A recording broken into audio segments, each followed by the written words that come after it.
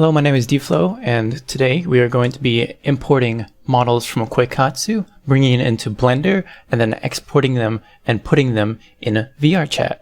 Now, I spent the better part of 3 days trying to figure this out, and I figured that since I had put all this time and effort into gathering all this information, that I would try to make it into a comprehensive tutorial so that you guys don't get lost in any points whatsoever.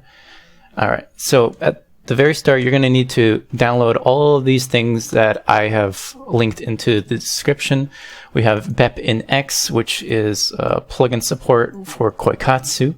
We have PMX Exporter, which we will put in BepInX. We have Cat's Blender Tools, which is essentially a must-have for anyone who uses Blender and wants to export into VRChat. We have the VRChat SDK, which is, of course, very necessary. We have a VRM converter for VRChat that includes UniVRM. So we'll get into that later. And then we have just any shader. Arctoon is what I prefer. I'm just the most familiar with it. You can also use Poyomi or anything else that really works for you. I'm not going to go too deep into shaders and whatnot, but I am going to guide everyone through this from start to finish, so that you guys don't get lost or anything. But I will try to go pretty fast, so if you get lost at any point or you need to catch up, that's completely fine. Just make sure to pause the video because we're going to go through this pretty fast. Now, to start, I'm going to open my Koikatsu directory. My Koikatsu already came with BepInX, so I don't need to export or anything. But I don't have PMX editor. So what I'm going to do is take PMX editor and go to the plugins folder of BepInX and just drag this folder right in. Now, yes, actually, apparently I already did. That's fine. It doesn't matter. But if you don't have it, then make sure to put that in. And we're going to launch Koikatsu. Now, the way for you to know that the plugin was installed correctly is in the top left. We're about to see a little button come up. All right, there it is. It says export right there. That's how we know that we got the PMX export plugin working correctly. Now let's go to character creator, and we're going to try to load up one of our characters. Her name is Sumi. She's one of my original characters, and I felt like since I haven't exported her yet, but I do have her model fully made in Koikatsu, it'd be a perfect opportunity for us to go through and go through the process, figuring it out and working together to make it as flawless as possible. Anyways, let's load up Sumi, and the first problem we're going to see here is her anatomy is completely incorrect. Sumi is supposed to have very strong proportions and whatnot. This is a problem when you first load up PMX export, because it just kind of defaults to the original body type, and that is not what we want. So we're going to back out. And shout outs to my friend Garland for figuring this one out. He DM'd me earlier today explaining the process to fixing it, which is really cool. You just have to back out, you go back in. Once this loads back up, we will see the proper proportions and anatomy. All right, now that we're in, we're going to load up our character.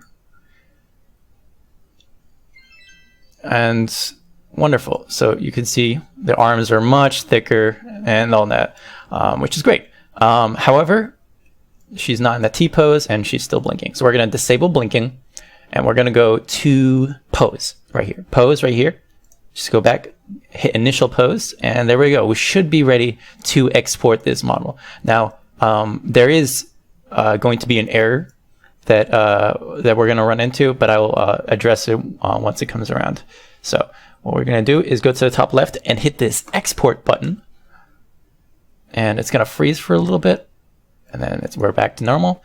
And so in your C drive, you should see this folder called Koikatsu_model, and I'm just going to sort by date modified so that it's the most recent one at the very top. And here is the error. We have all the textures, but unfortunately, we don't have the PMX file. The PMX file didn't export, and the reason for that is typically because there is an accessory that wasn't compatible and just made it not export. Accessories can be very buggy. I once had all of my key shapes broken because of a very simple accessory. So what we're gonna do, I've already figured this out and narrowed it down and done several different exports, but apparently it is the shoulder guard that I have right here that is causing this error.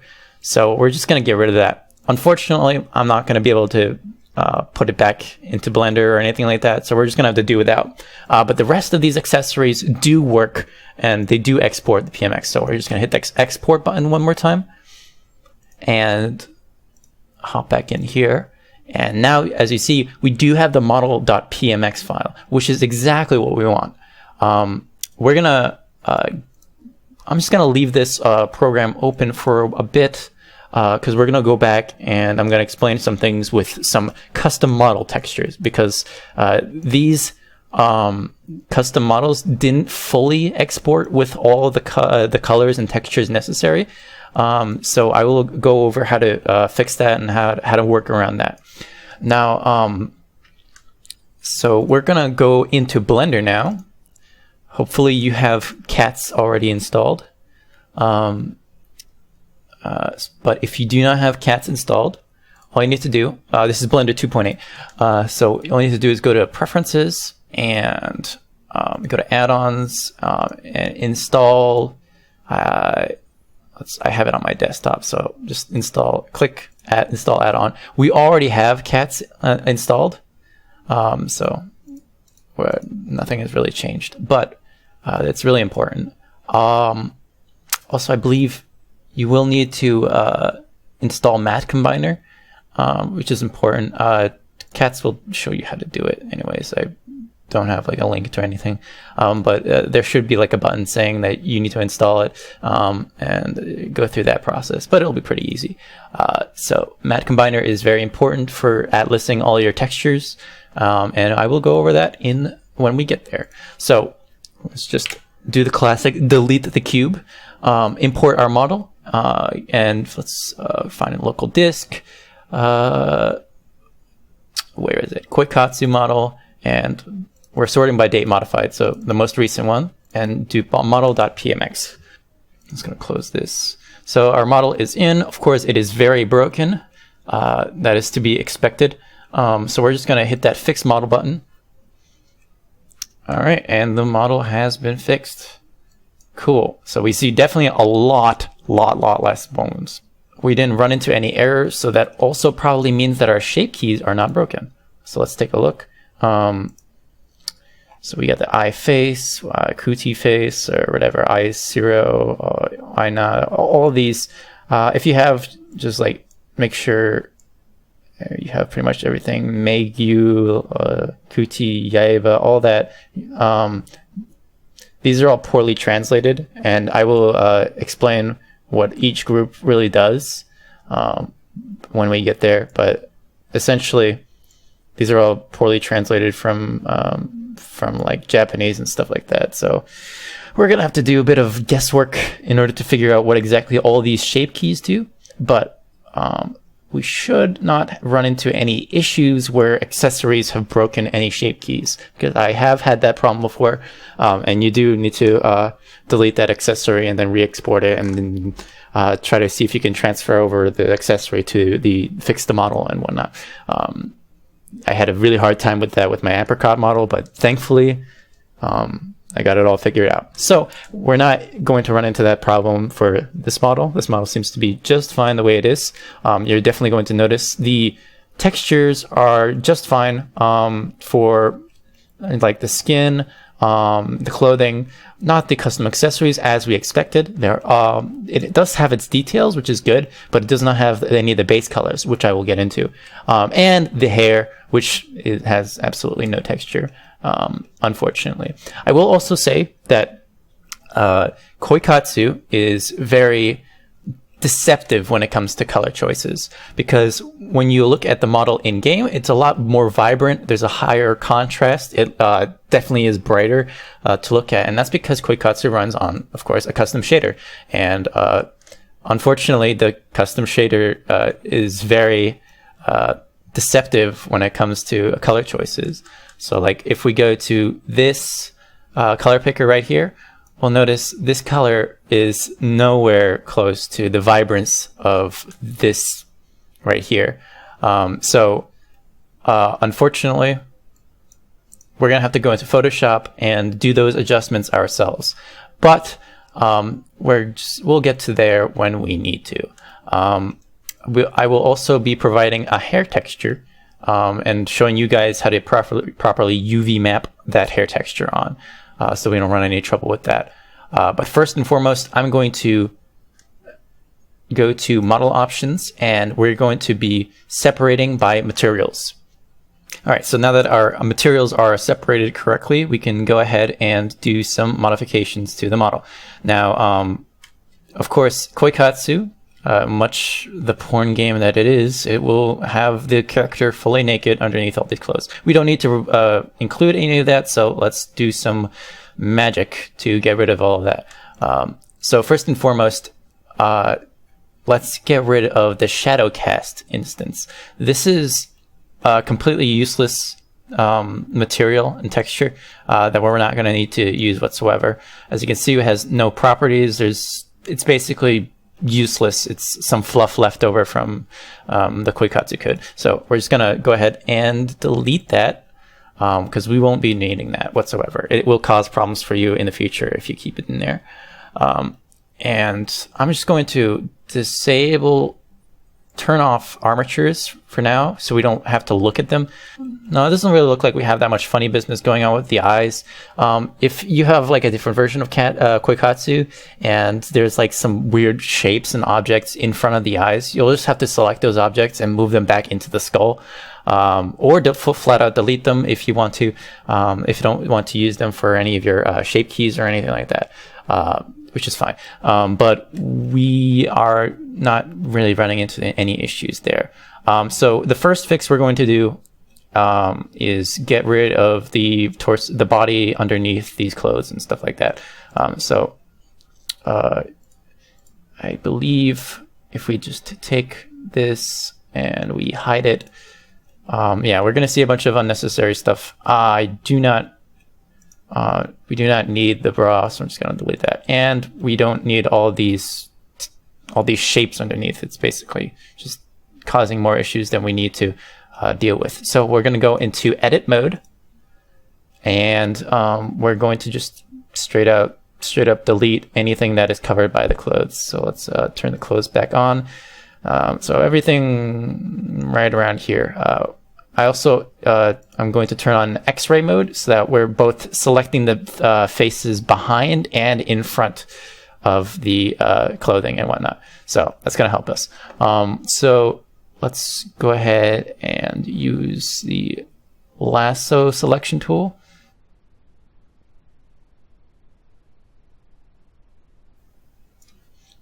And then you can delete vertices. I know it gives me a total panic attack every single time.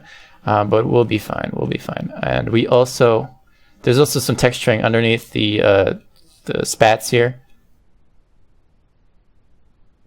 We're just gonna delete those vertices, and we have less useless geometry, which is wonderful. Very good stuff.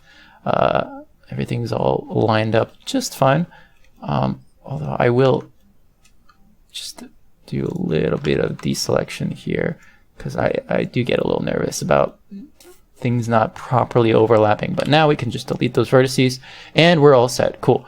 So that all that useless geometry is no longer necessary. Although we are missing the midriff. If we look underneath her, it is a bit jarring to see no stomach there. So what we're going to do is just undo that very quick.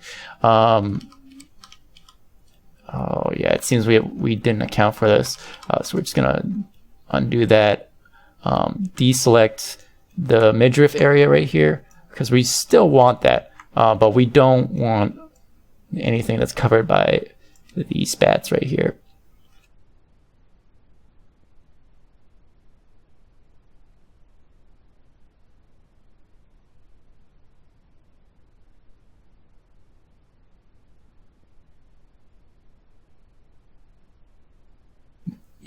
Cool. So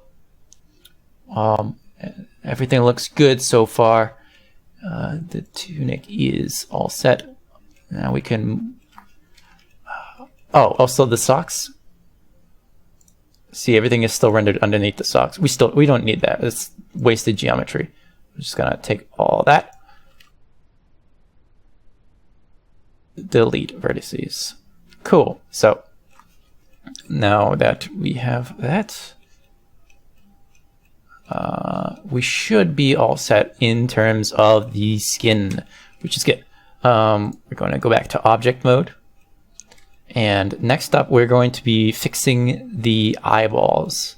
Now, we'll get to the textures in a bit, but the important thing to know is that this right here, this is called Visemes. It's basically the whites of the eyes. And there is going to be a lot of buggy glitchiness if we don't fix it, because there's a lot of the way the eyes move isn't quite perfect and perfectly aligned, so we have to essentially make them into cones that stick out into the back of the head. So what we're going to do is select the head. We're going to go to object, we're going to go to edit mode. Let's hide the eyes and stuff like that. So let's just hide the Visemes, and then like both, I believe the Hitomi is the pupils. So yeah, we have this mesh. We don't want the sockets to be showing or anything like that for the, so we can just delete these. So that should be fixed for the most part. It looks fine. Turn the Visemes back on, and we're gonna go into object mode to select it. Edit mode. I'm just gonna turn off X-ray for now. Now we're just gonna essentially pull these back and make them into cones. So let's get the move tool ready and pull it back really as far as we can. I don't know if there's anything getting in the way. Yeah, there's something is getting in the way. We'll just do this for now. So we're just going to go into face mode, click 3, select all these faces right here. And then we're just going to go back into vertice mode. Control click the center vertice right here. So that way we have only the edges selected. Center vertice again. Cool. So we have the edges selected. So now we can pull things back even further. And it's going to look really weird in Blender, but it looks just fine in VR and stuff like that. So we're not going to have to worry that much about how it looks and stuff like that. The important thing is that we have ample room for the pupil to move around inside the socket, which is good. So I'm also going to be taking the pupil. I'm just going to take both of them. I'm going to, just for simplicity's sake, I'm going to move them back very slightly. So where is the transformation? It's the transformation is all the way back down there. So I'm going to set the origin to the geometry. Origin to geometry. Boom. That way the origin is selected here. So now we can move the eyes back just a little bit so that they're a bit further into the socket. Yeah, what we have here is fine. So first and foremost, I'm going to show you guys how to fix the hair texture. We've got a lot of hairs going on here. I believe there's 2 instances of hair. Yeah. So what I'm going to do is in the description, I'm going to include a link to a download to a hair texture that you can modify in Photoshop to choose the type of hair color that you want. I ripped the hair texture directly from a program called Void Studio. So I believe it is in my documents. I have it sorted by, yeah, here it is, the hair texture. I'm just going to put this in the same folder as where all the rest of my textures are, just for simplicity's sake. So that's into here, and now we have our hair texture placed inside. Now I'm going to be doing some UV fun. What we're going to be focusing on is just the main hair texture. go down, scroll down here, click texture add. We're going to go to where our hair texture was placed, and it's, well, let's just hide that other one for simplicity's sake. It's going to look okay. Unfortunately, the problem is the UV maps are not perfect. So what we're going to do is click on the UV editing tab at the very top of the screen. Boom. So now we're essentially in edit mode here, and we're in UV mode here. Let's just select this. And what we do have is a bunch of hair strands that are placed randomly amongst the UV, which is not something we really want. We kind of want all the hair strands to be centered so that it's all fine and dandy. And we don't want any discrepancy between hair strand sizes, because that also complicates things. So what we're going to do is just starting with this one, I'm just going to click and move it over here. And we're going to be doing some UV overlapping, unfortunately, but it's for a good cause. So let's just, I'm just going to click on this. This is to select islands. So this is an island, but just go select that. That'll make things a bit easier.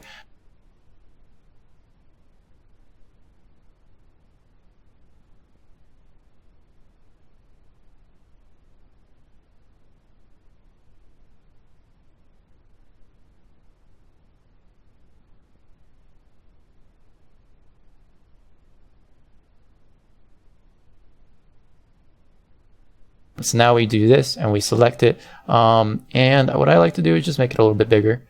So it's just boom. Okay, that's way too big. Just scale it up a bit. And there we go. So yeah, that is editing this hair, but not that hair, which is a bummer. But we can fix that in due time. So let's go to object mode. Oh yeah, the textures aren't even showing up correctly. So I'm just gonna go to the armature, hide the other hair because it's kind of being a bother. Oh, we didn't select everything. Okay. Yeah, there's still a bunch of other funny business. So I'm just gonna put this back where it was because I am stupid and I didn't select everything. So if I just press A on my keyboard, okay, that looks a lot more like it. We are seeing a lot more funny business going on here. So I'm just gonna take this and actually drag it outside of the UV so we know what we're dealing with. Just select this, use the drag tool and put it outside the UV because we are going to be seeing a lot more than we are initially prepared for. So I hit A and there we go. There's a lot going on here. So let's select islands again. And just essentially just keep dragging things on here.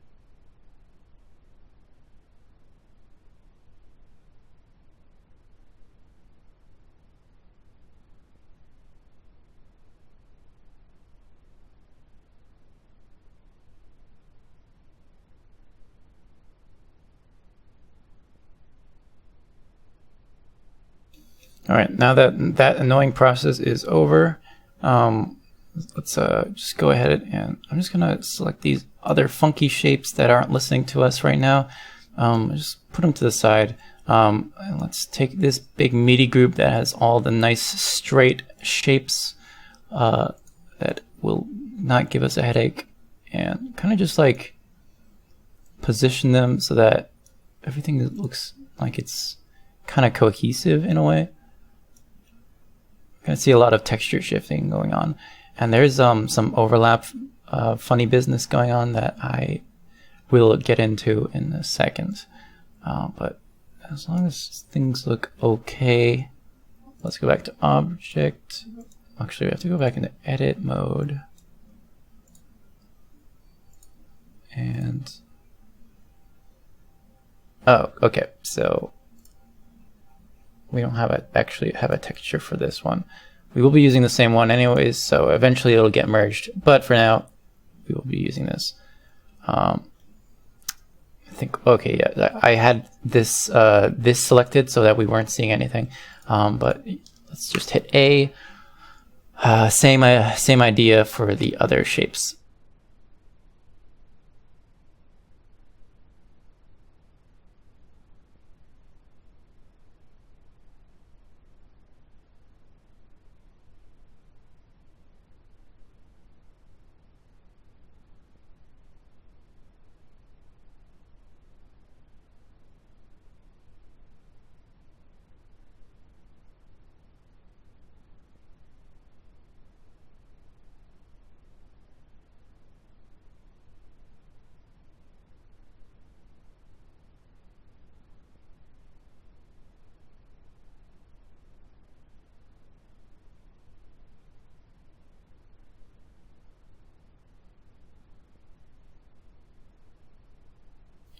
All right, let's take this,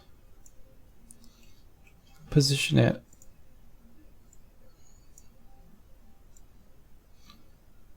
something like that. So now we're having a relatively clean texture going on here. I would say it's a bit wide, maybe. You kind of just have to play with it so that you know how thick the hairs themselves are going to be. But for the most part, this looks just fine. I'm not seeing any major errors. There's some funny business going on here, so I'm just going to turn this back on. And part of this has to do with the overlapping of different models. So what we can do is just probably just position it a little bit higher. Shift it over a little bit. It's not going to be perfect, but what would be better is if we deselect, we can go into this mode so we know what we're doing. We can just hover over any strand of hair and hit L. This will give us the option to select the individual strand of hair. So now we can adjust it without having to worry too much about the other shapes. And so we can get that to line up pretty well with the other shape right here. We're noticing that the top part is a little bit darker. So what we can do is just slide it a little bit. It doesn't have to be perfect, but that looks pretty good.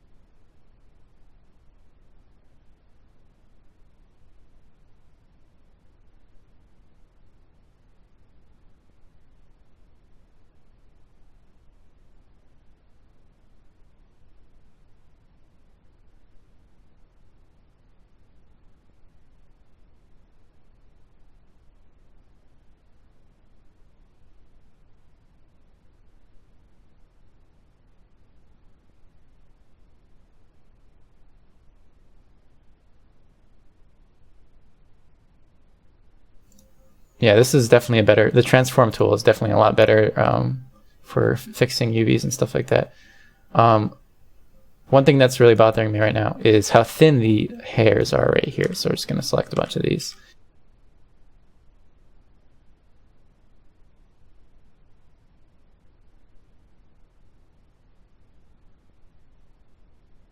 Cool. Cool. That looks a lot better. And of course we have this nonsense, which looks terrible. Yeah, okay, I'm seeing it. Okay, so we just hit this, and yeah, we have holes for some reason. These are considered different meshes. I'm just gonna take this and drag this into place where it's supposed to be. And that's typically the quickest and easiest fix. 'Cause we're bound to get holes and stuff like that.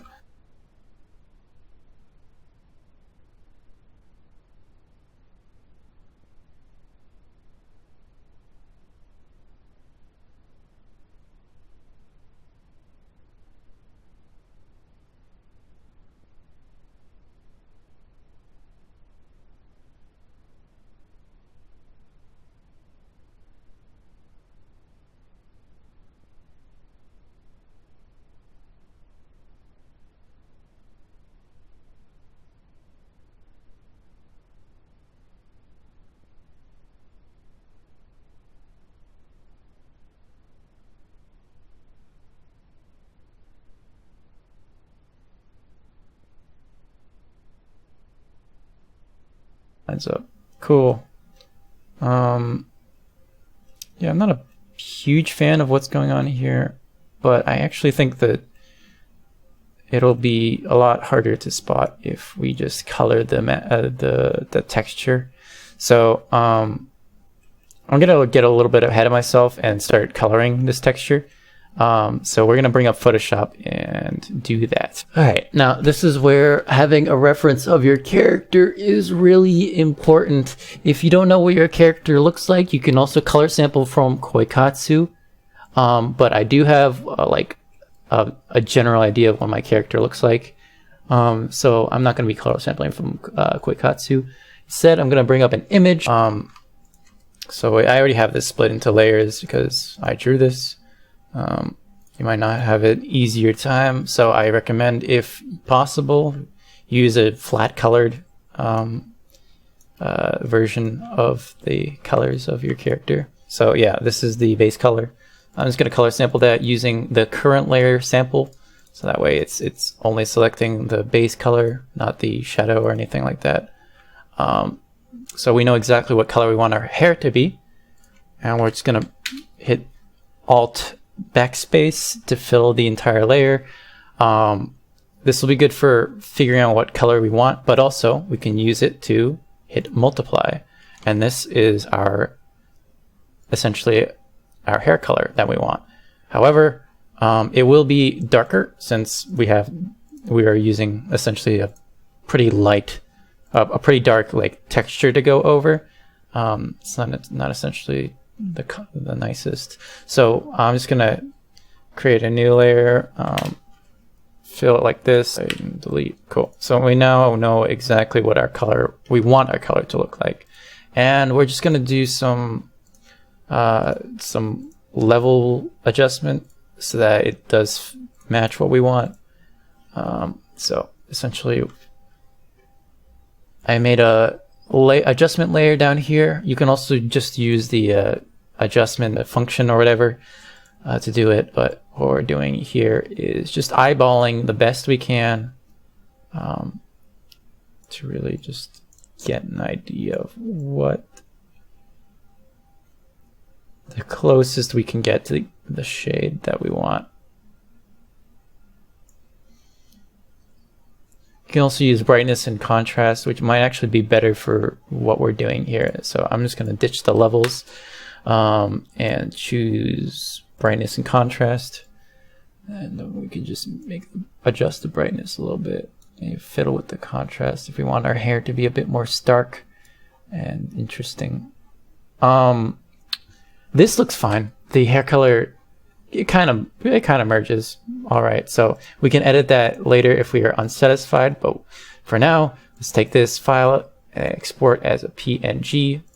I believe this is exactly what we want, so we're just going to export over that, and then we're going to go into layout and just click on this and then click out of it, and boom, there we go. We have fixed our hair texture, so now it is the correct color and it looks fine. There's not many errors. It's bearable to look at. So I'm gonna give it a 8 out of 10. So now let's move on to fixing some other textures. So obviously the eyeline is completely incorrect. She does not have gray eyelashes. And part of that is because we chose a custom color for when we chose the texture for her eyelashes. So if we go to eyes, I believe, no, it's upper, oh yeah, eyes. The default texture that we chose here, it is like a white texture. And then we used the black eyeliner color to select what we wanted. So yeah, that's exactly why we are not getting any sort of coloring in her eyelashes. So an easy fix to that, we're going to be opening up Photoshop again. Since we already have Photoshop open, I'm just gonna take both of these eyelash parts, even the eyebrow parts. That's the nose, we don't need to fiddle with that. We just take that, drag that in. I'm gonna create a new layer. I'm gonna set it to multiply. I'm gonna create a clipping mask, and then we're gonna hit black. Or maybe like a dark gray. Select the layer. There we go, perfect. So we have our eyebrow. Just can export that. Do the same thing, new layer, go to multiply, create clipping mask. There we go.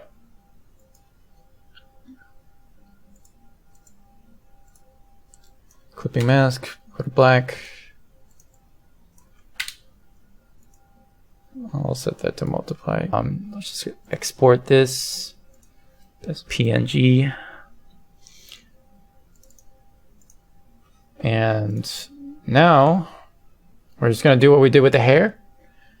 We're gonna click on the texture, click on this, click out. Yeah, okay, so I can select it in the hierarchy as well. That's good.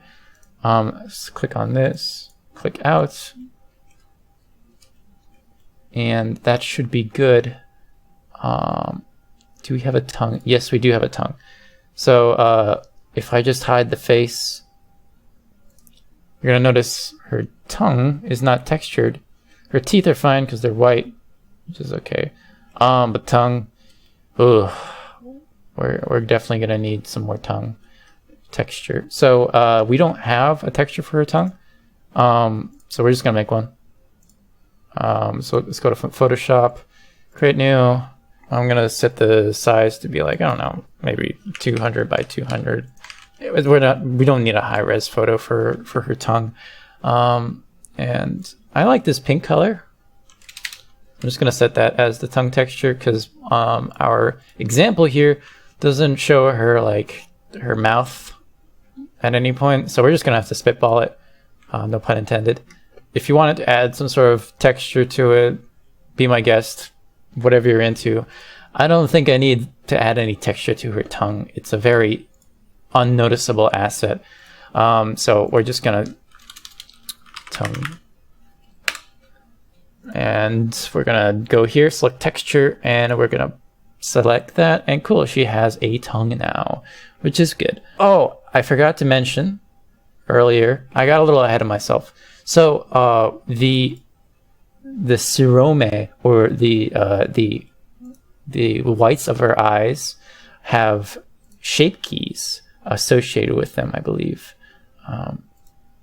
There we go. So the Visemes have shape keys associated with them, and it's quickly going to be a very disastrous process if we don't just get rid of them. So we're just gonna click on basis. We're gonna do delete all shape keys. We don't want to move the Visemes. It's not necessary, and it can get worse for eye tracking and stuff like that. So overall, it's better if we just don't have that. Also, these horns that I have made, they definitely go into the skull too far. It's very unnecessary. So what we're gonna do, I'm just gonna go into edit mode for this. Let's turn the face back on so we know exactly where to stop.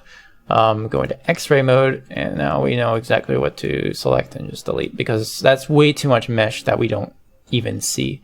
It's too hidden. And none of the parts move, so we'll just delete it. Vertices. Cool. It also gets in the way of objects on the inside.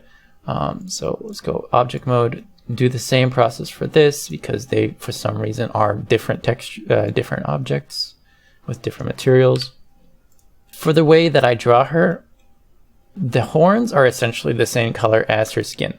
So I think it's about time we do some editing on her skin tone, because that will be important. So what we're going to do is go and open both the body and the face. Copy that. And if we just simply do this and set the mode to color, it's going to look very bland. It's not going to look right. So an alternative to that is what we can do. I'm just going to select that to normal. I'm just going to select this and copy the hex code, because we're going to need it. And then we're going to go to image adjustments and do replace color. We're going to select the color that we are trying to change, and then we're going to paste the hex code so that now they are matching correctly. So that's a pretty simple process. You can do it essentially with any color that you want. Like if I move this around,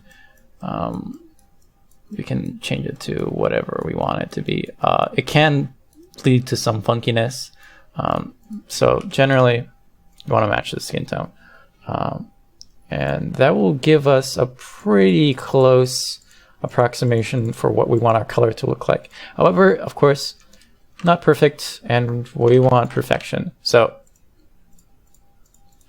let's zoom in right here and do some color adjustments. So let's do adjustments, and I'm gonna go with hue and saturation. And that is a perfect match. I believe that is as close as we're gonna get. So let's export that.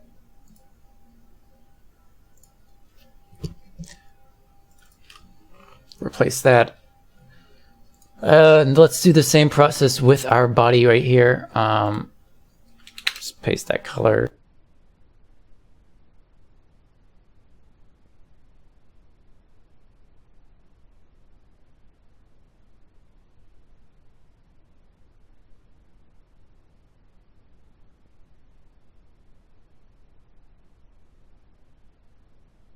If all is well, you can probably get a rough approximation of what your colors should look like.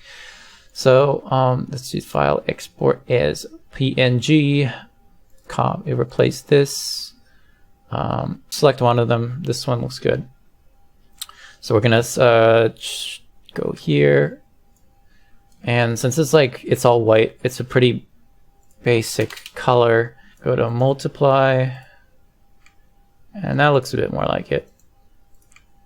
Let's see if there's that much discrepancy between the colors. It is a bit darker.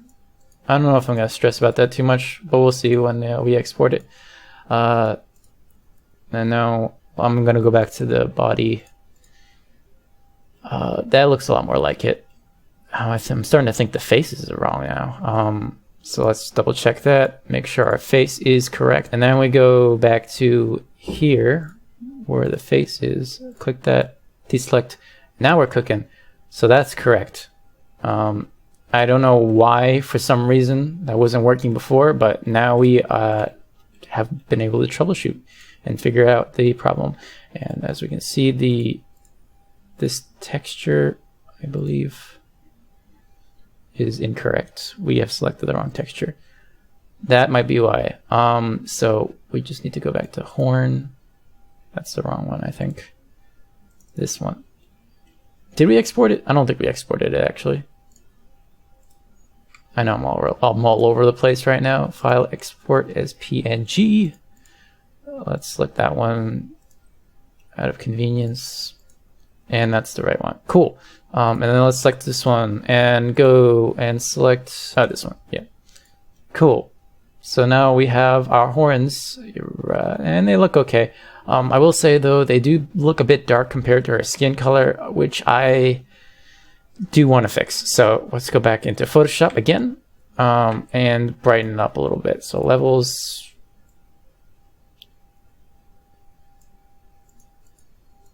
We can do that, although I do feel like it does ruin the color a little bit. So I'm just gonna do this, and there we go. Now we're cooking with gas, so we can just make that brighter. That way it doesn't ruin the color of the skin tone itself. And then overlap that, click that, and then go click here, and it looks about better. Just click here, that's better as well. I'm gonna stick with that because that looks fine. So what we're gonna do is just go back, object mode. Let's do some color editing because I know this for a fact that this is not accurate to what I want. And to make this a bit easier so we know exactly what we're looking at here, I'm going to go back to Koikatsu, and we are going to export the UV map for this. So let's go to top. So we need to go open a material editor, and then we can export UV map for the top. And that should be correct if we take a look. Yeah, that looks about right. So that's gonna help us a lot for editing the texture. I'm gonna drag this into Photoshop right on top of this, copy it, paste it.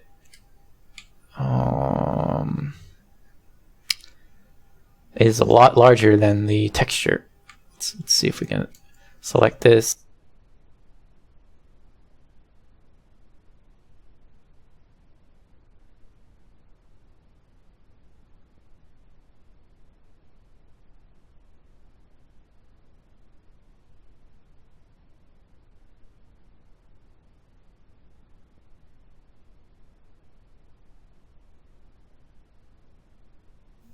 But yeah, let's do check mark, and what we can do is export as PNG. We can export over that. Go hop back into Blender, click on that, edit mode, and yeah, as you can probably see, it is a little bit offset. So let's just take the UV map, and I believe we're going to shift it over this way twice. File, export, PNG. I might be wrong on this though. Click on that and deselect. Oh, we're actually really close. We're really close. I'm gonna shift it over by 1. And export PNG. Yes, do that. Click off of it. And I think we have a perfect UV map. Perfectly overlaid. No issues whatsoever. And now it's time for some editing. So let's start out with selecting colors. I'm just going to select this. That is what we're selecting. Cool. So we're just going to select this. Go and everything that's red, we want to keep red, but also change the color. So what I'm going to do is select everything that is not red, since that is the majority, and essentially invert the selection and paint over everything that is red, or just fill. So we'll just make a new layer, Alt backspace. Oh, I forgot to invert. Sorry. Control Shift I inverts, Alt backspace. Perfect. We have the color we need. Wonderful. Now for this color, I want to make that my new black texture. So this, we can select that. Backspace, I forgot to choose the color. I think I have to flip it. Yeah, sometimes Photoshop does that. And then for the yellow, let's choose this, color sample that. And since it's the last color, we can just fill it in like that and have its own layer. So that's really nice. Although I do want this thing to have the black color. So what I'm going to do is we're going to go select this color. I'm going to make a new layer just to make things easier. Or actually, since it is part of the red, I'm going to make a clipping mask layer. And then we're going to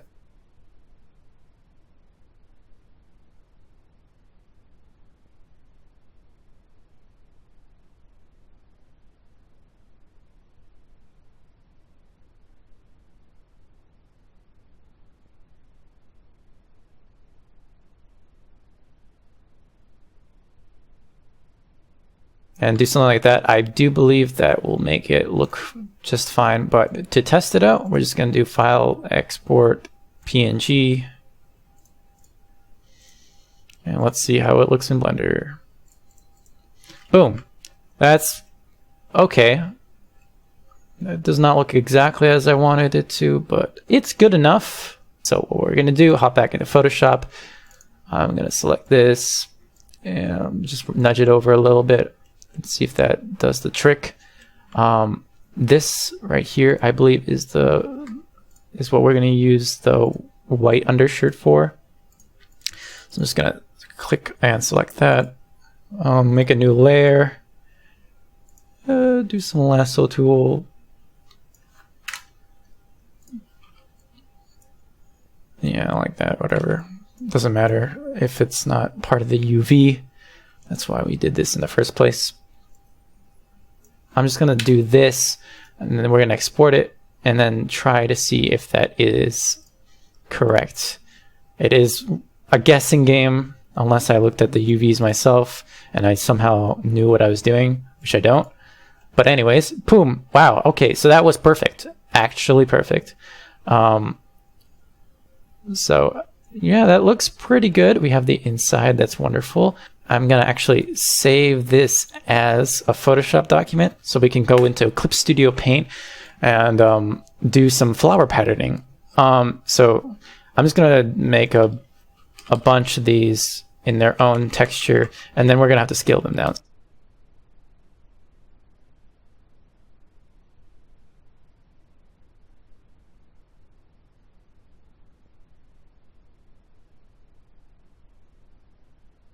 And now what we're going to do is take this,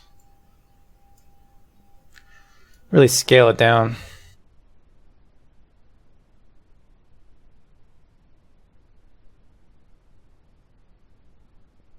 And I think what we have here is decent, but we will have to test and find out. So we're going to export, not as a BMP, export as a PNG. And do this. And then we're going to go into Blender. Click on that. And that is a really low resolution texture. I believe what I can do is upscale everything. So I'm just going to undo this. So we have our full size texture here. I'll just copy it and then delete it. And then what we're going to do is edit. I'm going to go to image resolution. So I'm just going to scale this up by a factor of 3.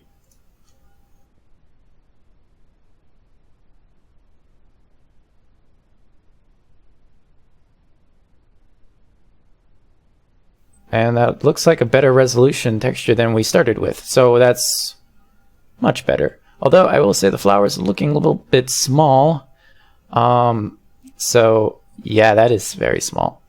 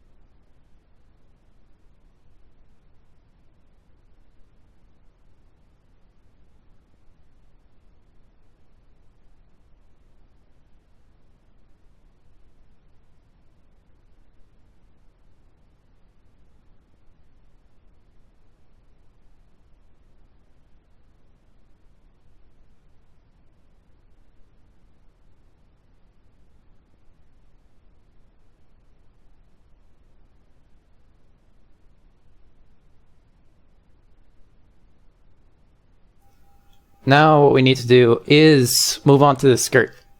The skirt should be pretty easy.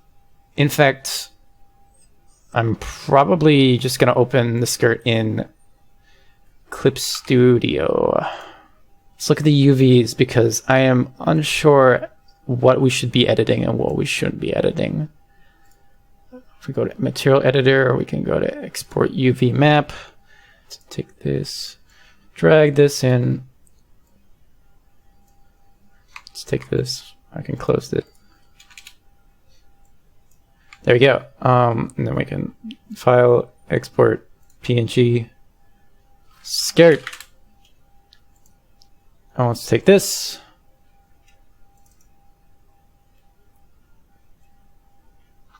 Photoshop. Let's do File, Save, Skirt. Then we can go to Clip, File, Open, Skirt. Now we have a UV that we can reliably deal with. So I have an inkling that this little piece right here I can use to add the little trimming on our skirt. So I think it'll be something like this. And then to test my theory, let's just export it. PNG. We can worry about the flowers in a bit. But for now, use this. Press OK. And then we can go back into Blender. Skirt. And wow, that is so close. Look at how close that is. Oh my god. I am impressed. I'm going to take the flowers from before. Copy that. Paste that here. Well, let's do something like that. And then do File, Export, PNG.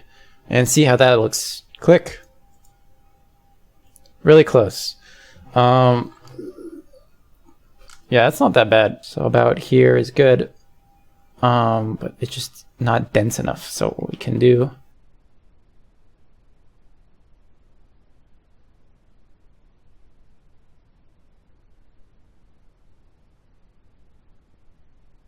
stretch out to about here, and then we can delete that. File, export as a PNG, and hopefully we got everything working just fine. Oh, that is so good. Might be a little too dense for my liking, for my tastes. So what we can do is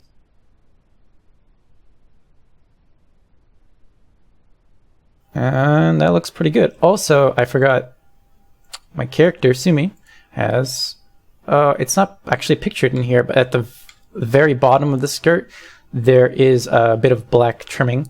So we're going to include that as well.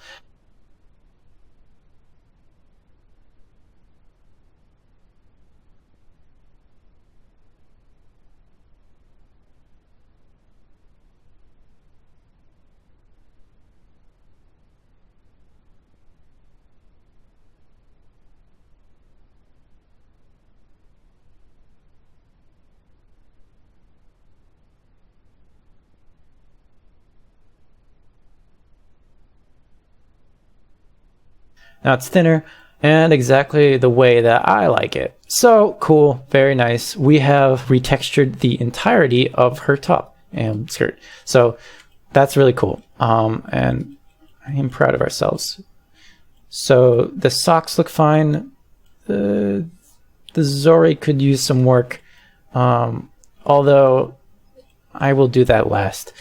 The eyes look mostly the way I want them to. However, the thing with my character Sumi here is that she has all these white spots in her eyes constantly.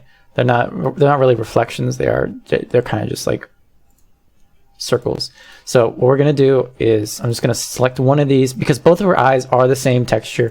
I will be using the same texture for this. So what we're gonna do is I'm gonna select an elliptical marquee tool. Do a shape like this maybe, and the great thing about it being all centered is that we can center the shape. Did I get it perfectly? There's no way I got it perfectly. Is it perfect? Hold on. It was pretty close. I feel like that's a little bit large though, so we can make it a little bit smaller. Like this. Cool. And then we can file export as a PNG. Yes. And then we can take the Hitomi pupil. And that's not the correct one. Let's just do this. And then we can do this. And then we can click this. And then it'll be just the way we want it. Although I do think that is a little bit large for her pupils. So let's make them even smaller.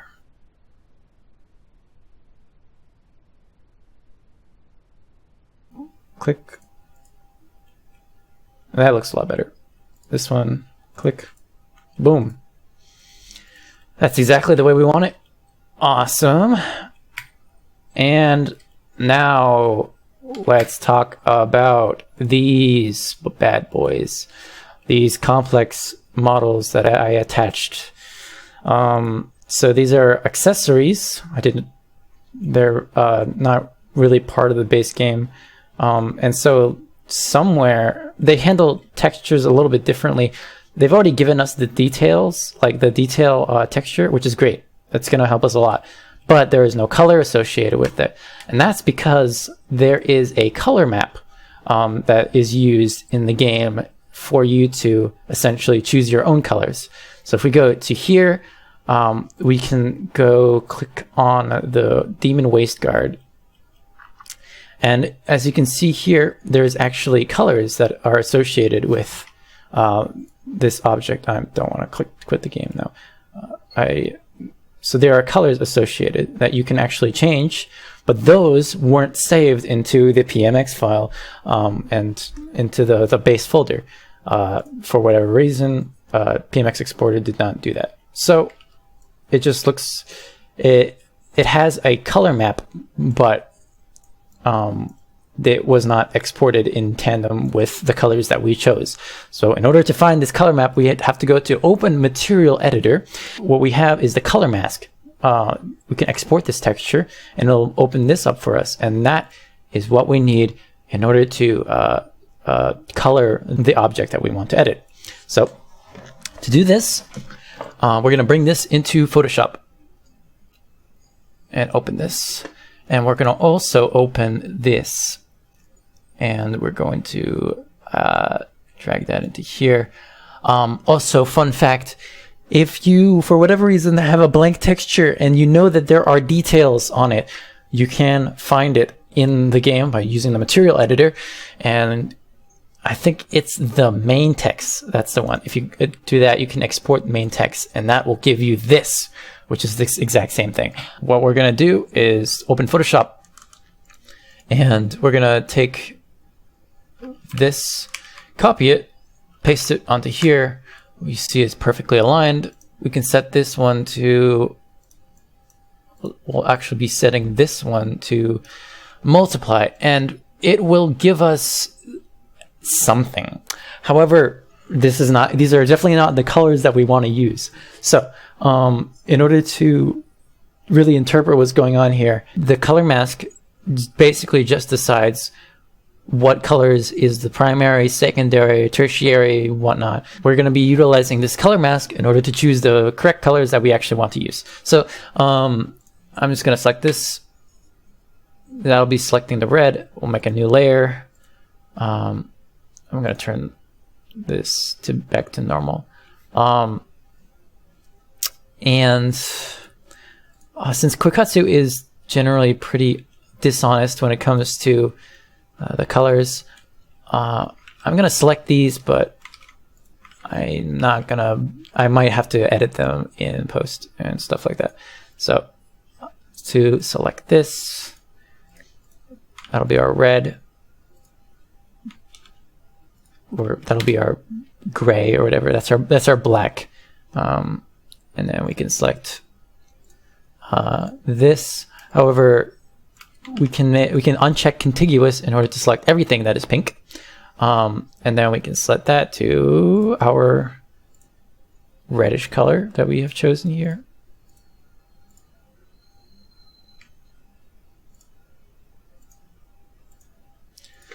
Like that, just like that. And then we can select this yellow and make it our greenish color that we had chosen earlier. So we just need to select this layer, and then we create a new layer, and then we just select this color from this layer, and we can go back to that layer, this one, and then fill that, and then we can do this, and we're probably just gonna have to spitball for the steel color or whatever. So that will be the black. Select the black, and then we do this. Well, let's just do a light gray of some sort, and then what we can do for the white. What is the white? Let's double check. Let's see what the white is supposed to be. I think it's the same as the pink, so that's what I'm gonna do. I'm gonna select this, select the white, and then we're gonna choose this reddish color that we chose and do that. And then we're almost done. Let's hide this. And then I'm gonna make these all into a group from layers. Okay, but we can't set it to multiply, right?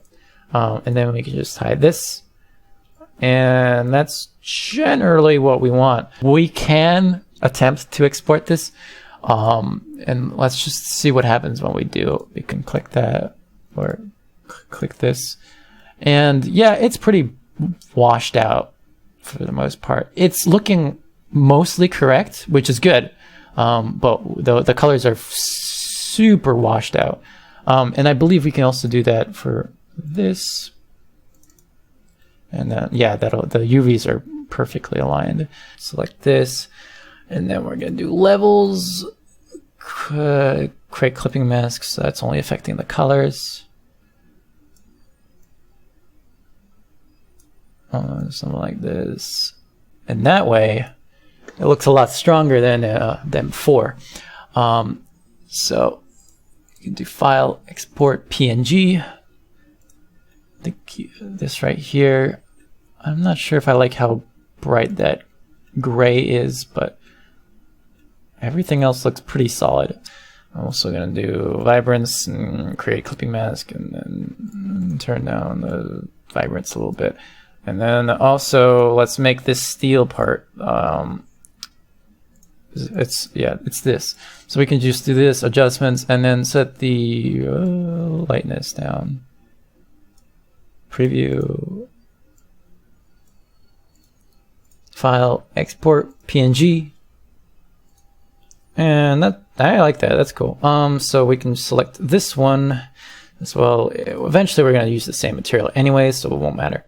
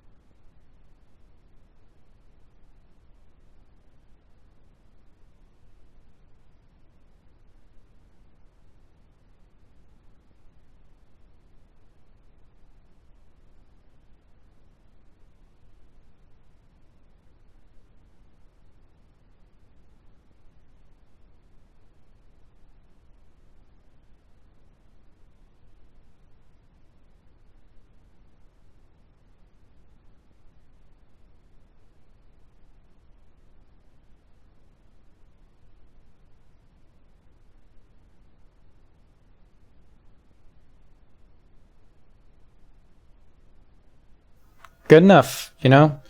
I'm gonna stick with this.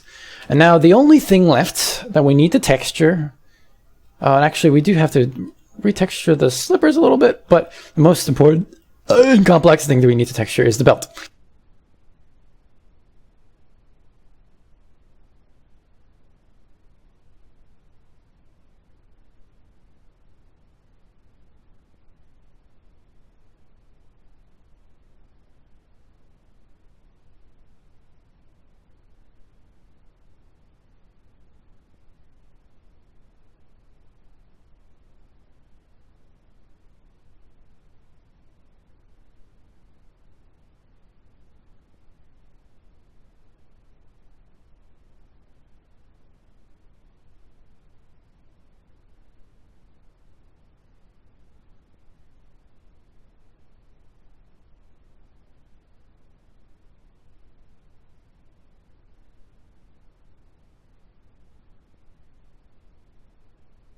Cool. I like it. I do want to actually sculpt this a little bit because this does peek outside a little bit too much. So we can use this. We can go to the sculpt tool and use the grab feature, sculpt mode, and then use the grab tool and select the radius to be pretty high. And we can really just get it to fit her waist. I did use some X mirroring, so although this isn't a very symmetrical object, so I will actually need to turn that off for a little bit. Just do some editing on the side. So yeah, this is how you do some sculpting.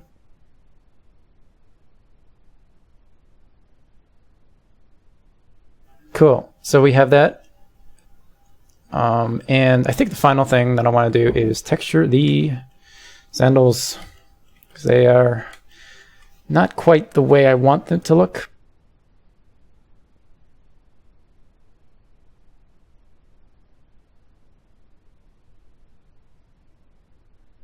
That'll be the correct texture. It would be this. This is good enough. And we are ready to do some fixing.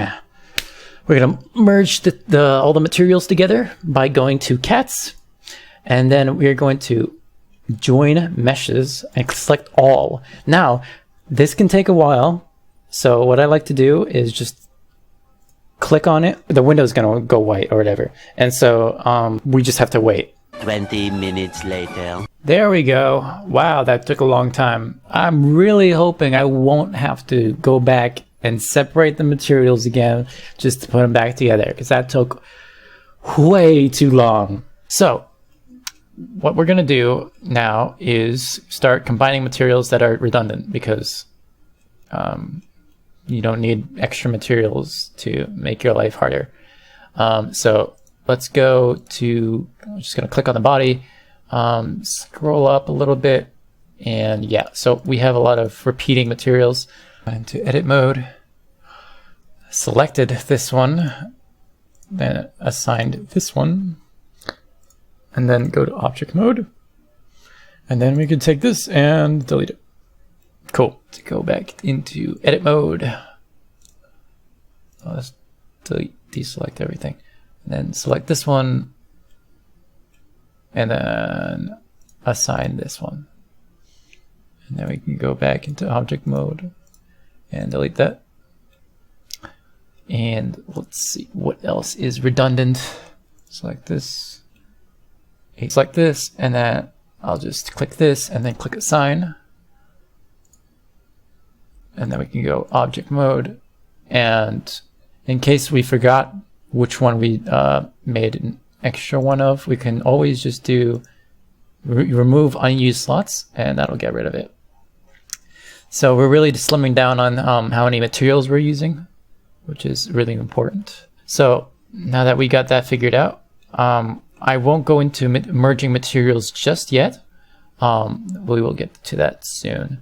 But for now, let's figure out the shape keys first and foremost. So let's go to click shape keys. So the main shape keys that we want are the right blink, left blink, the A viseme, the O viseme, and the Ch viseme.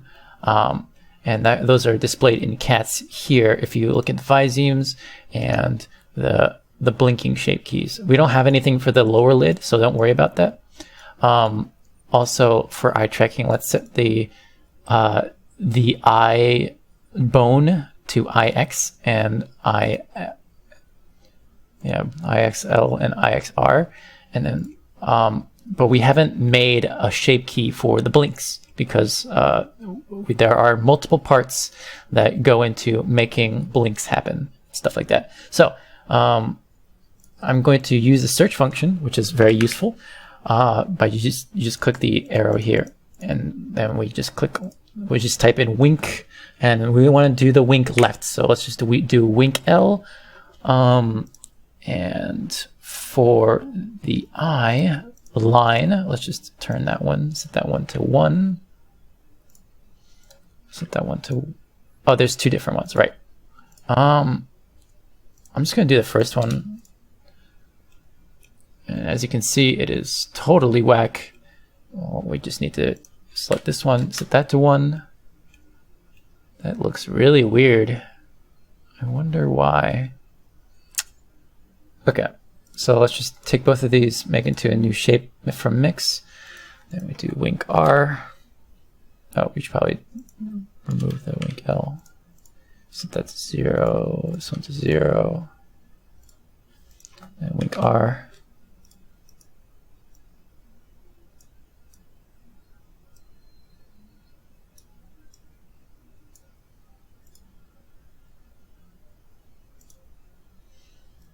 Set to 0.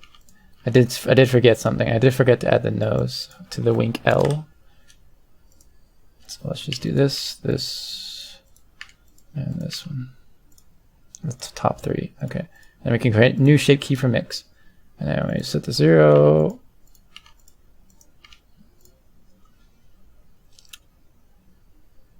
Let's delete this one because it doesn't have the nose.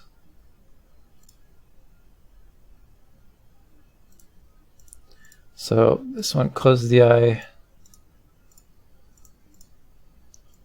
This one as well. I kind of like how it looks like that, so let's set that to the maximum range. Oops, set that to 0. Set that to maximum range. Okay, so that looks normal. I'm not sure why the range is like that, but let's just set that to be like this. So now that her eyes close like that, it's kind of natural. I like that a lot better. So we figured out a solution. Let's just rename these to underscore blink R. I think this is, no, this one's blink left. And this one I'll make underscore blink R. And the only reason I made them the underscore at the very beginning is so I can easily find them, because there's a lot here. But if we just click here, boom, that's the wrong one. This right here. And then we click this right here. And then we should be okay for eye tracking. I'm just going to set the eye movement range to 1, but we'll probably need more. And select create eye tracking. Then we can do the eye tracking test. And yeah, this is potentially a problem. So, yeah, this happens. I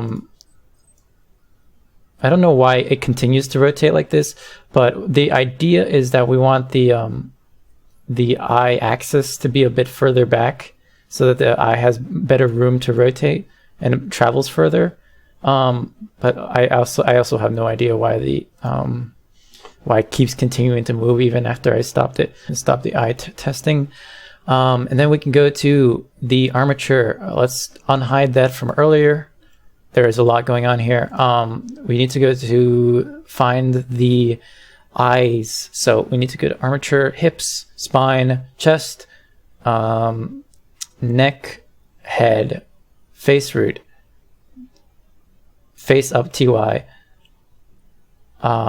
face up TZ, and then you open this up and you open that up, and then you have the two bones that you need.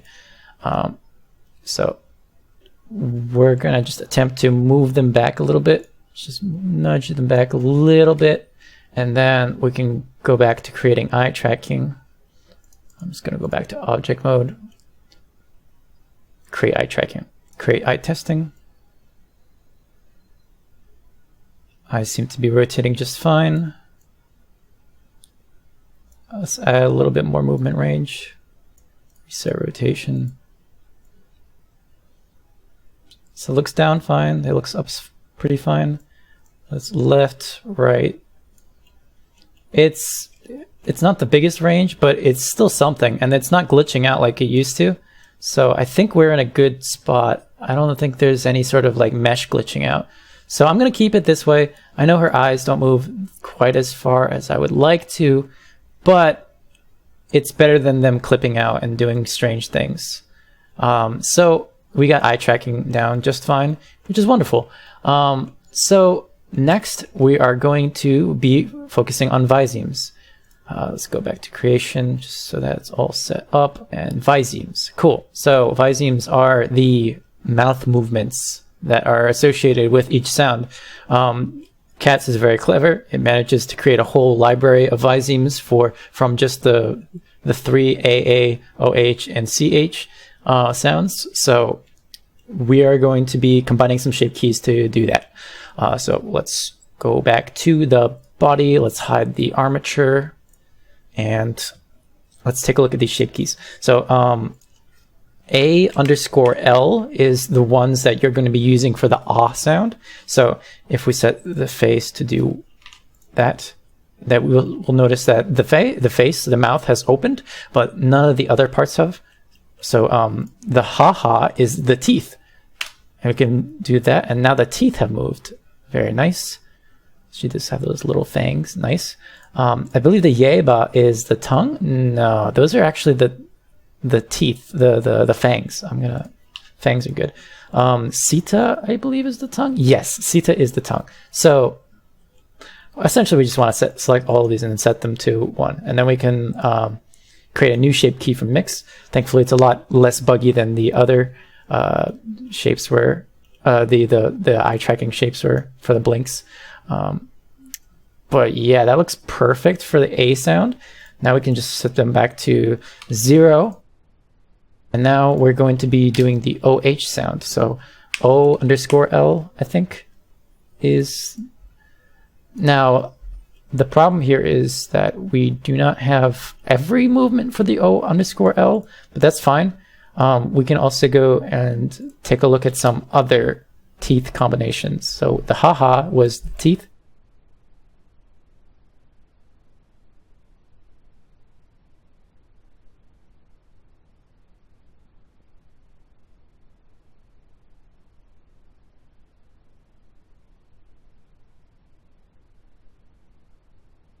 If we want to O_, we could do OS as well. Oh, let's, oh Jesus, oh, let's turn that off. Let's turn this off, and then we can turn that. So now we have a much cleaner O shape. I think I'm gonna go with this one. I kind of like how it looks. So we're gonna do this. New shape key from mix. I set this back to 0, and all the other ones back to 0. And then we're going to do the ch sound. So I like using E_L for the ch sound.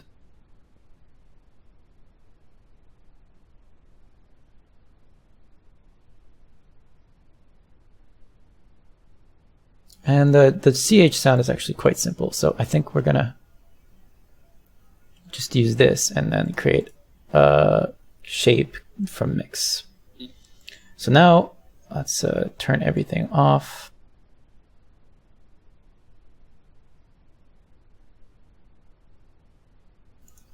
_AA, _OH, _CH. We have everything we know we need. So AA is good. OH, good. CH, perfect. create Visemes. Also, I just noticed there is a little bit of a problem with the eyes. I don't like how the eye, like there's a little fold on the eye here that's part of the eyelash texture. And I don't like how thick and dark it is, because the eyelashes, it makes sense, but for that part, no, that doesn't make any sense. So I'm gonna use a darker like skin tone for that. So we're gonna open up Photoshop very quickly. I think it was this file. Yep, that's the one. And then using the line art color, just gonna use this. It's a pretty good color. And then we can just preserve opacity, fill. Yes, color that in, right? And then we can just export PNG, save. Yes. Click to update, and boom, there we go. See, now that's a lot more natural looking. Very good. Okay, so I do believe we are pretty much ready to combine materials now. So there are two types of materials to watch out for.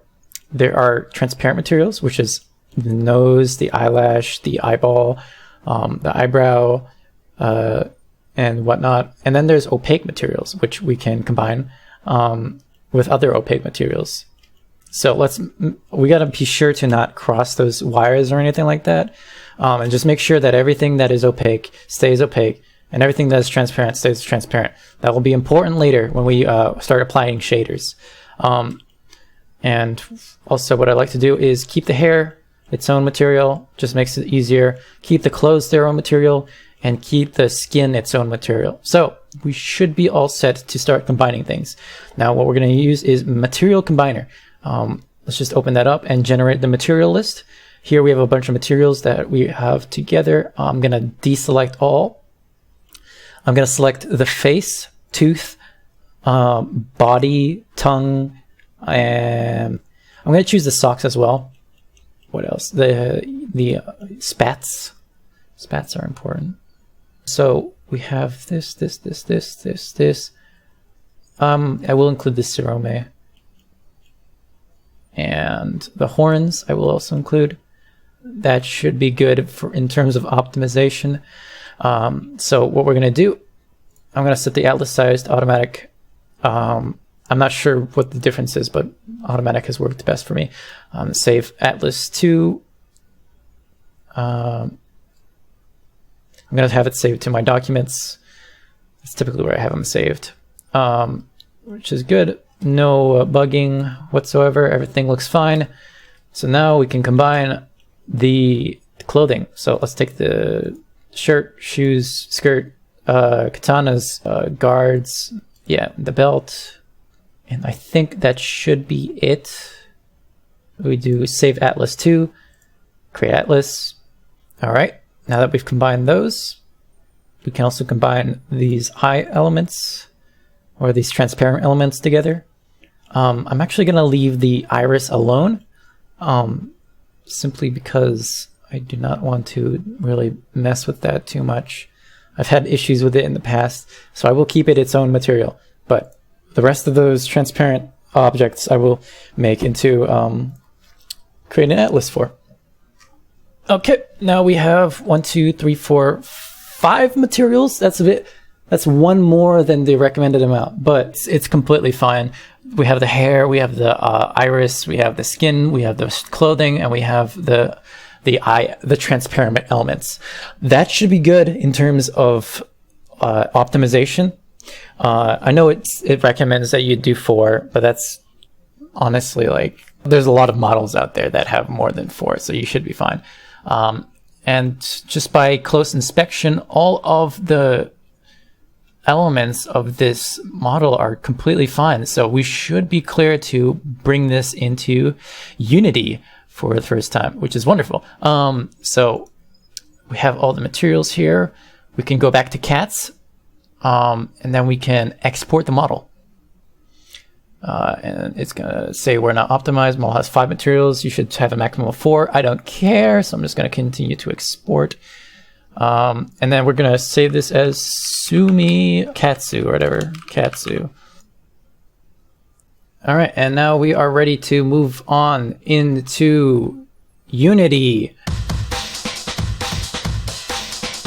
Hello, my name is d-floe, and welcome to part 2 of my Koikatsu to VRChat tutorial. I had to split this up into 2 parts because a significant part of my footage was corrupted, and I also ran into some issues with Unity 2018.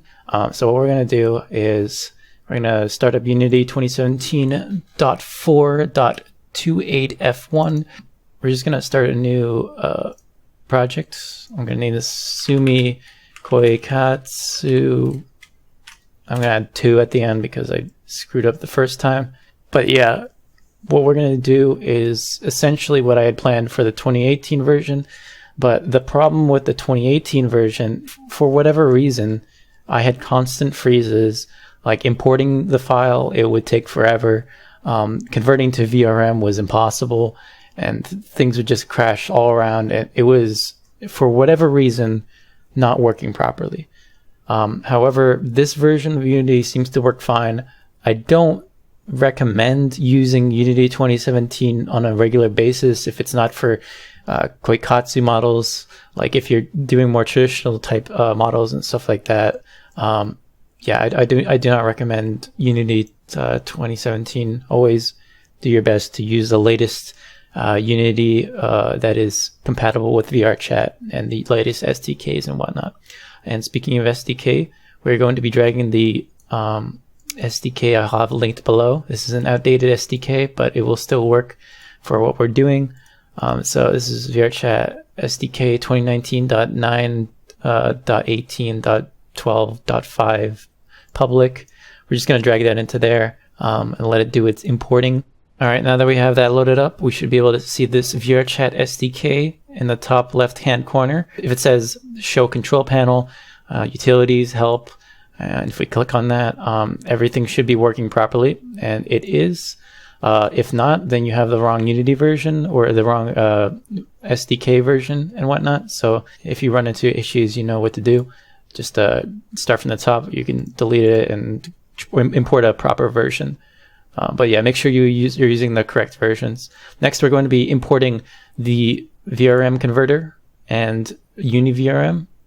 This is just bundled into one package. This is version 19.0.0. So we're just going to drag and drop that. All right, now that that's in, we have one last optional step. If you are into editing shaders and whatnot, of course, VRChat and VRM both come with their own shaders, but we are going to be just dragging and dropping our preferred shader. And I like using Arctoon, even if it is depreciated. There are other wonderful shaders out there, specifically like Poyomi shaders and whatnot.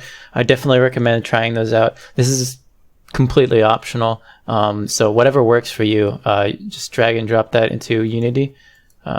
Sorry, let's get that down here and just drag and drop that. Make sure that imports correctly. And I also forgot to mention, if you once you imported VRM, you should have the tab over here in the top left as well, right next to VRChat SDK. That will definitely be a good sign that everything is working correctly. And I'll show you what's in the dropdown as well once this is finished. All right, once that's finished importing, you can see, yep, everything in here seems to be fine. We're getting all the options, especially this duplicate and convert for VRChat option, which we'll be using in the future. That will come in handy. And now to import the model itself. Before we import the model whatsoever, we need to import the materials associated with the model. So there's the skin that I had. There's the clothing, eyelashes, iris, and the hair texture. And I believe that is it for all our textures. So I'm just going to drag and drop that there. And for each texture, I'm going to make their own materials. So we're gonna have 3 opaque materials and 2 transparent materials. So let's go and create material. I'm going to be using, of course, the Arctoon shader. I want to use the opaque one. So we need 3 opaque. So I'm going to click on it, click Control D twice, and then I'm going to make another one and set this one to be Arctoon alpha cutout. and that will make it transparent for us. And I'm just going to Control D this one as well, and that will create another transparent one. And we're just going to start assigning these materials. So we're going to use just assign this to the main texture plot. It doesn't really matter which one is which until we start assigning it to the model itself. And then for these last two ones that are transparent, alpha cutout, we're going to just drag in the pupil and the eyelash textures and whatnot. So if we did it correctly, we should see that it's transparent, and you can see right through it, which is good. And that will help a lot. And now we're going to be importing the model itself. So to import the model, I believe it is sumikatsu.fxb. Just going to drag that in there and wait for it to do its thing. All right, and now once that is in, we can click on it. Let's first set the materials just to make our lives a little bit easier. So I'm just going to, I believe this one is the hair, so we just select the one that is the hair. This one, the Hitomi, is the iris, so we'll just select the iris.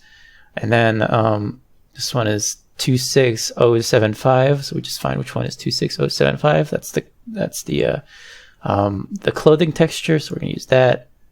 That's the wrong one, this one. And then 52420, so that's the skin texture.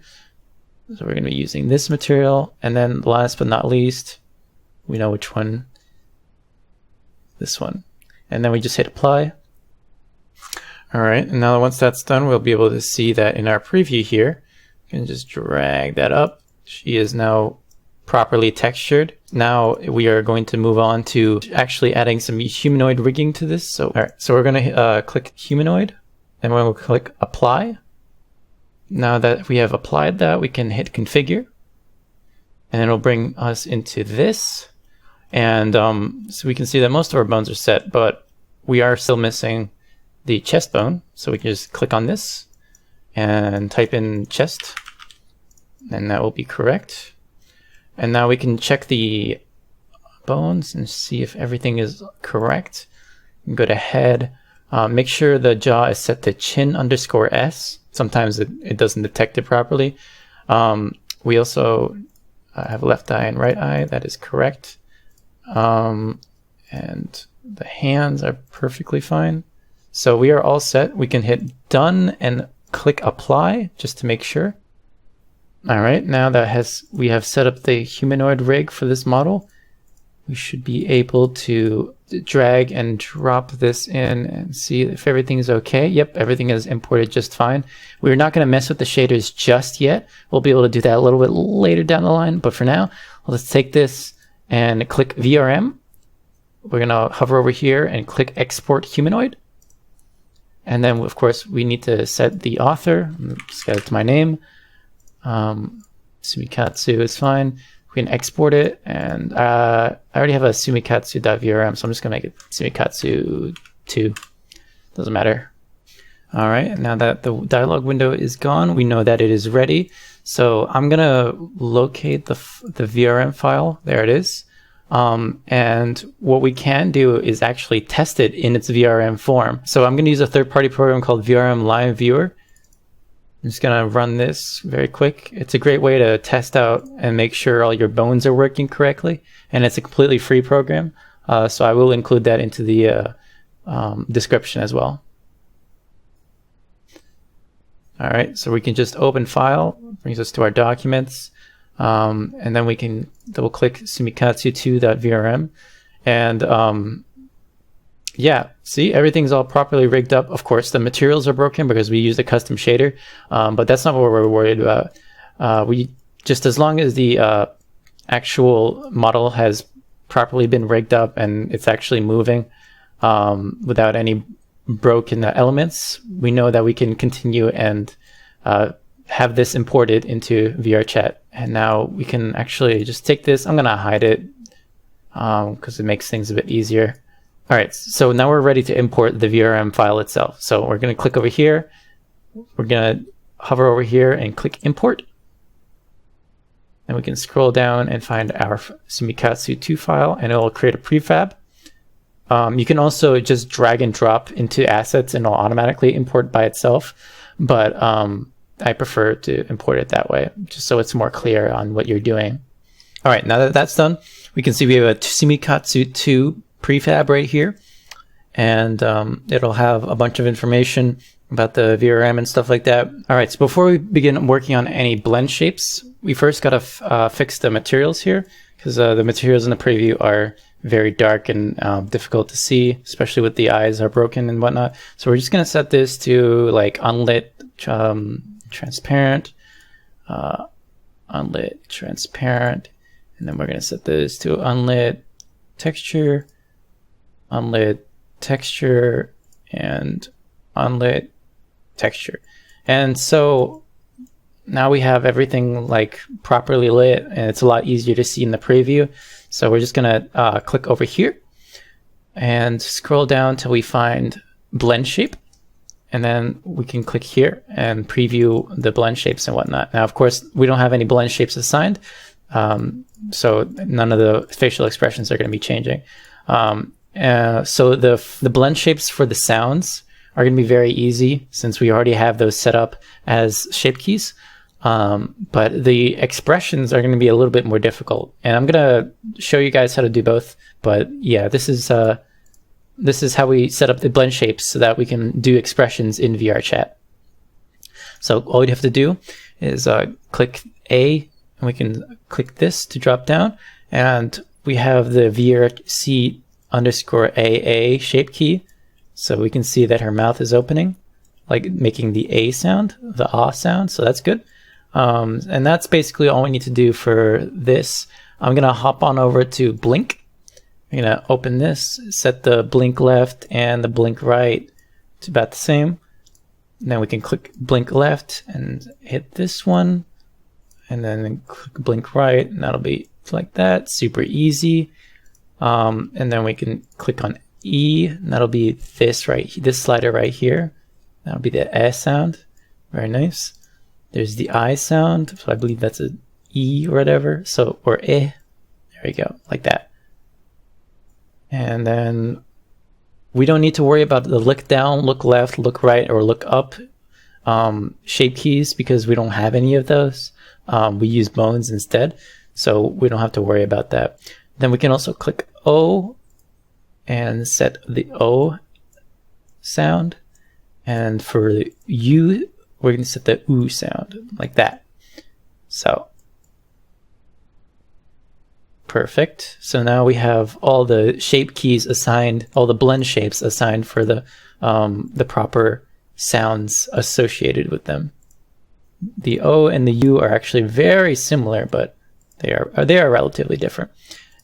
Anyways, now that we have that all set up, our character should be properly lip synced. Now we're going to include some expressions. So we have the blinks here. I'm going to start with the angry expression. So we're going to zoom in like this, and you're probably noticing that the mouth is really difficult to see. Like, we would have to get in a weird angle to properly see it. So what I'm going to do is actually hop back, go to assets, click on the body, and then for the skin, I'm going to set that to Arctune, and then we're going to set that to opaque, and then I'm going to set the outline, and we're going to set to about 0.2 is a pretty good thickness for what we're dealing with here. So I'm going to click here, hop back into the blend shapes, and then we can click here, and now we can see that the mouth is a little bit easier to see. We can mess with that a little bit, but overall it's a lot easier to see than previously, so we shouldn't have to worry about that whatsoever. We can even make the preview even larger, and that will be pretty helpful for what we're doing. So now we're going to set the angry blend shapes. So what we'll do is just we'll have to scroll down. I'm going to start out with the eyebrows, and now the eyebrows are the Mayug sliders, shape keys. So if we just do something like that, I think I hit the jackpot. That's perfectly, those are some perfect angry eyebrows. So we can do that. And then I also want to change her eyes a little bit to make them like squint a little bit more, so that she looks like she's tensing up. Her eyes are like, she looks a lot more angry. So something like this. And we can also lower the eyebrows a little bit as well. Something like that. And yeah, she looks really, really mad. So that's pretty good. And then I also want her to frown a bit more. So let's find QT face. Now, probably notice that we're getting some funky sliders here. So we're going to have to find the right one. CL is probably what you want here. It typically means closed, and OP means open. So let's just go for some CL sliders. That's a grin. And then this is probably what we want. This is a very pouty face. Let's try another one. This one, yeah, that's a pretty good frown. And then we can also slide this one. This one has a bit stronger of an expression. If we just use both of them, it looks a bit distorted, especially from this angle. So I'm going to either try Ikari or Shinken. Ikari, I think, is a bit more narrow than Shinken, but they look pretty similar. I'm going to stick with Shinken. And then that looks pretty good for the angry expression. Now I'm going to be doing the fun expression.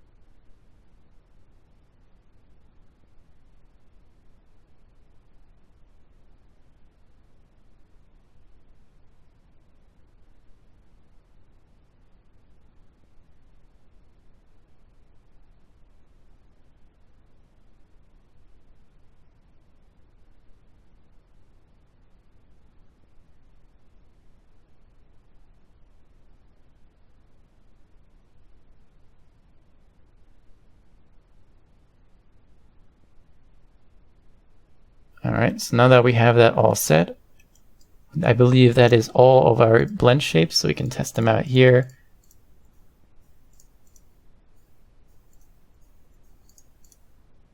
And that is perfect. Cool. So now that we have that set up, we can click on here and then click on VRM and click duplicate and convert for VRChat. And make sure you uncheck fix prone avatar position, and everything should be properly set up. So now we can duplicate and convert. Click save. All right, and once that's finished, we'll be seeing this dialog in the top left right here, and it'll say converting is complete. So we have no errors or anything like that. And it has imported the model as it is. Now, of course, we don't want these specific types of materials. We want the ones that we had made earlier. So we're just going to take this and drag and drop that into here. They're very similar, but we want the correct ones. So there we go. Now that's in. we can now do some editing. And if you notice right in here, we have the VRChat avatar descriptor. So I'm going to set this to 0. That's the X. Since the character is centered, we don't need any X value. For Y, I believe it is 1.34 for Y. And then for Z, we have it at 0.2. Actually, it might be 0.1. 0.1 seems pretty good.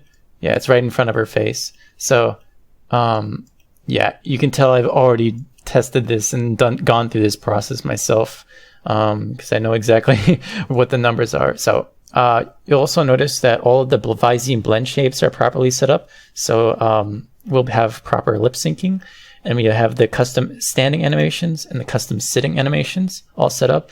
If we double click, we can see that the proper key shapes for the faces are all set as well.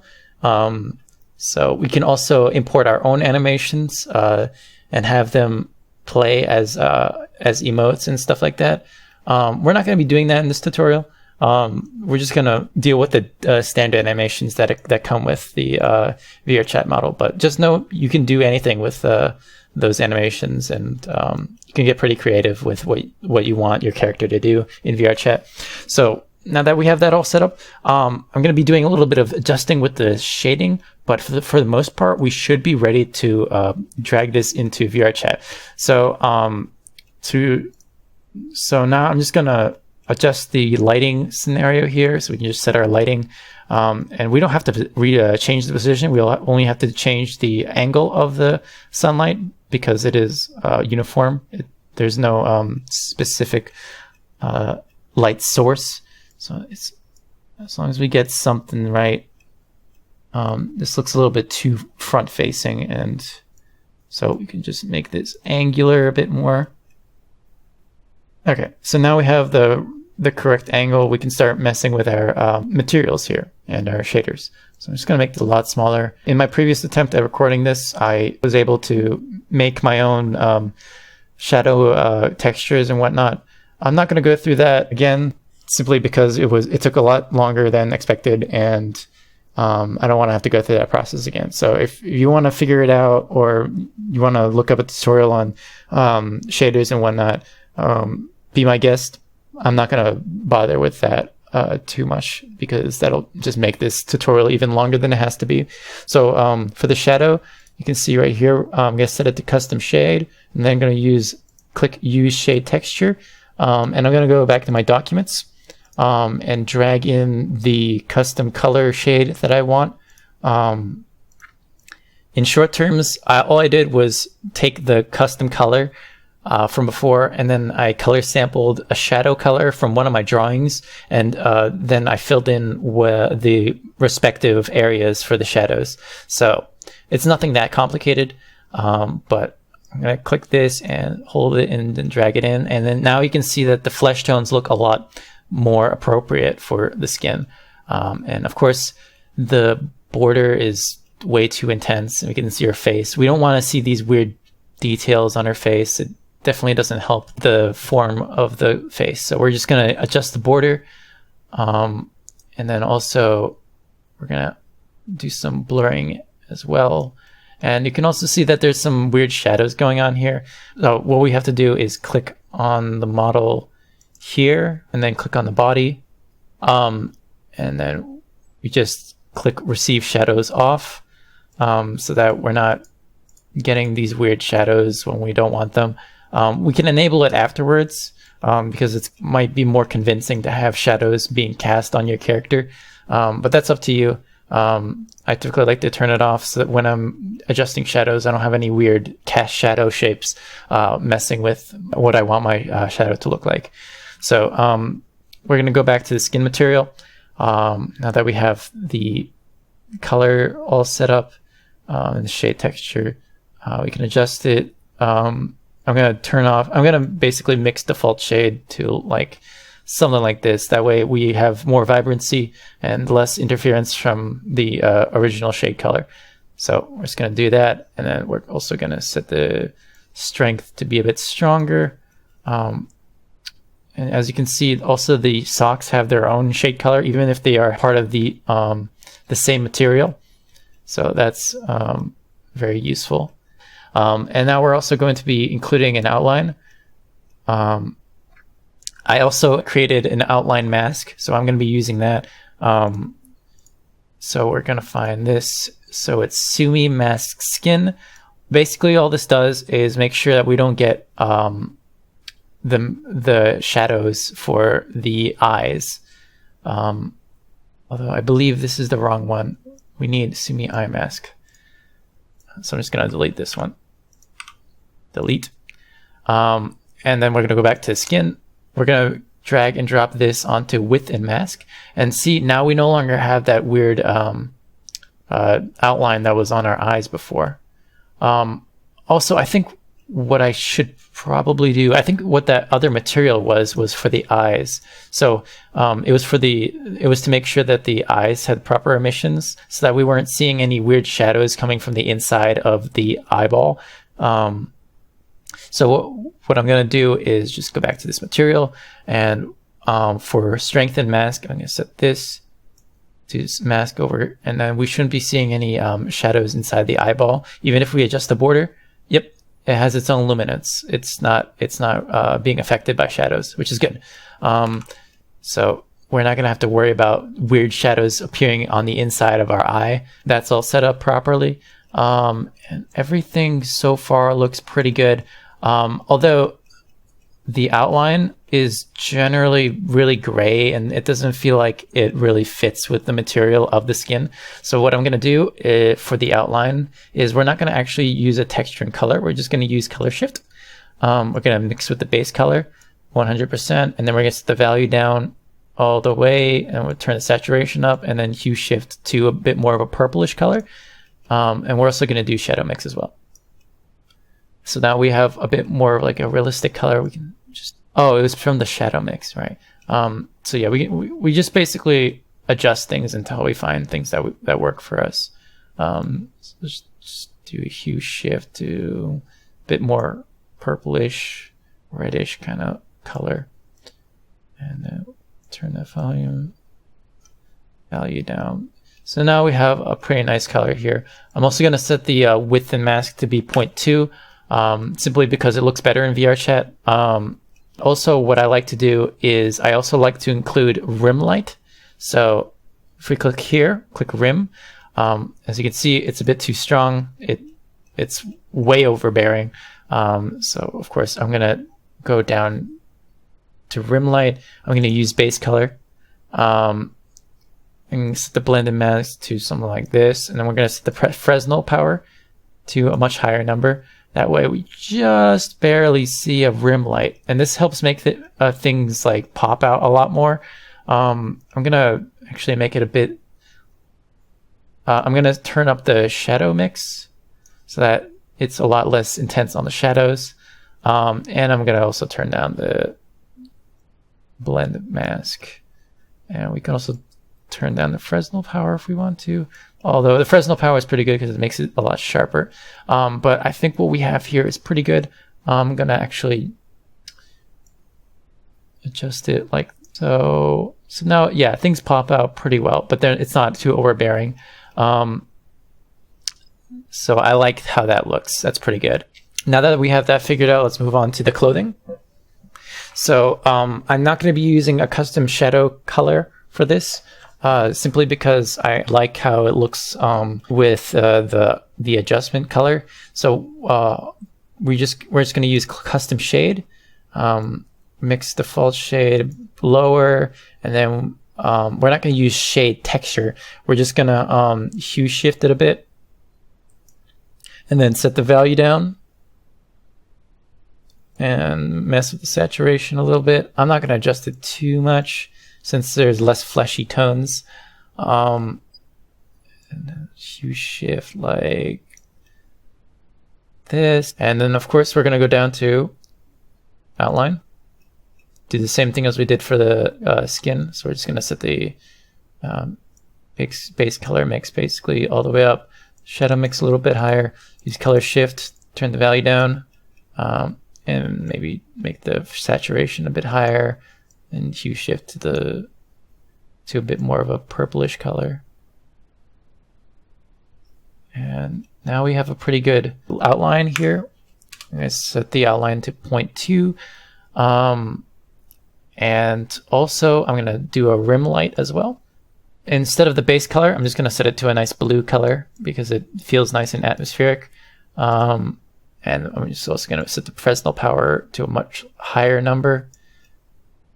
And shadow mix a bit higher. Can adjust the upper side width, although I don't really want to. Let's just turn the blend mask down because it's a bit overbearing. So now things do pop a little bit better. They feel a lot more 3D and whatnot.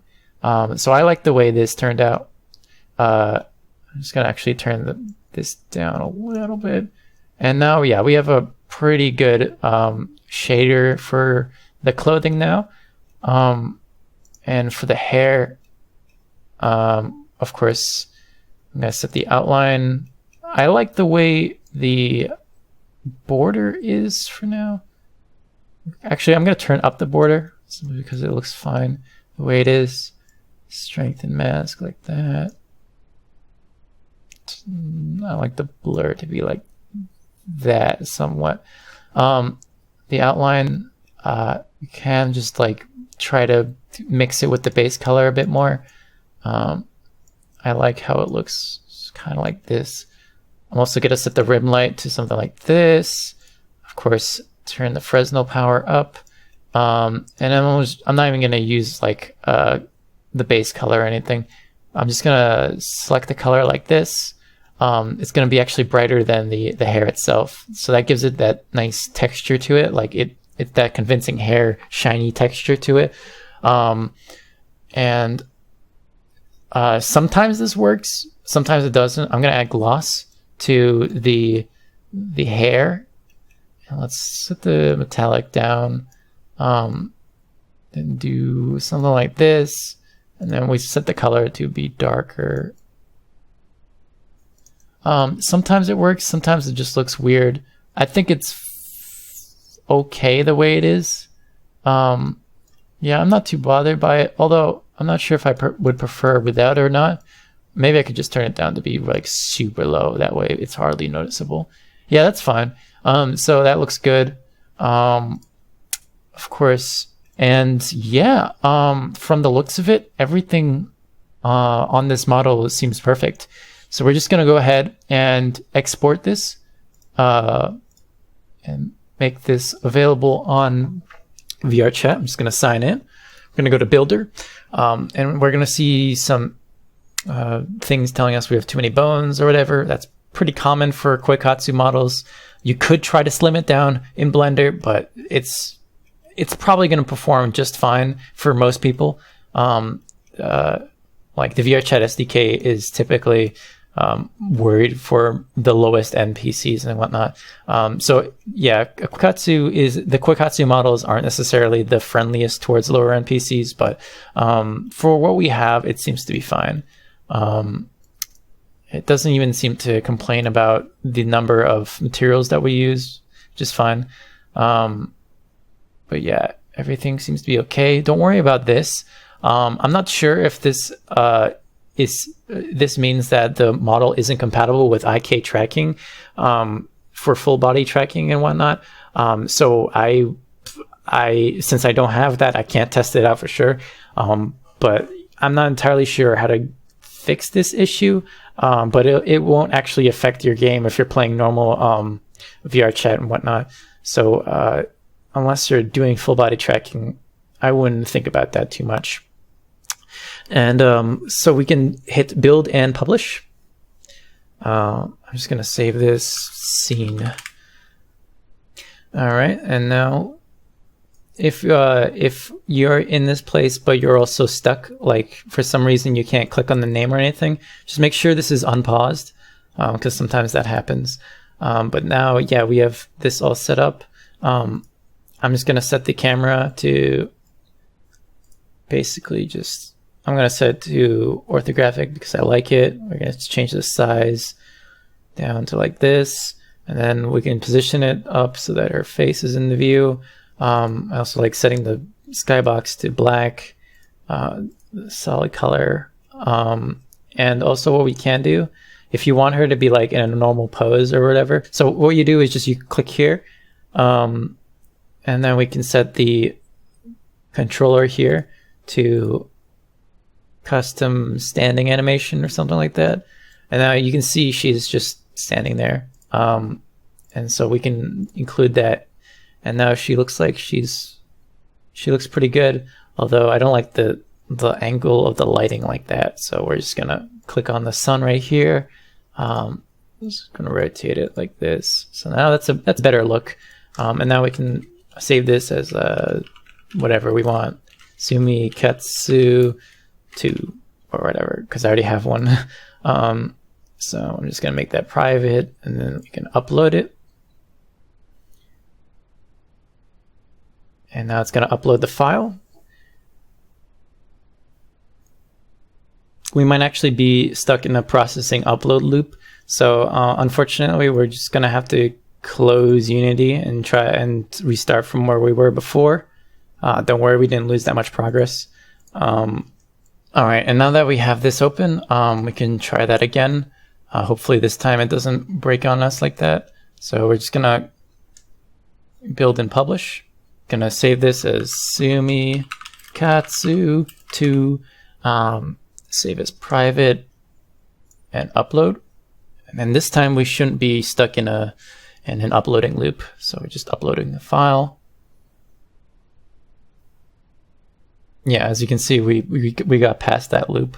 Sometimes Unity does that.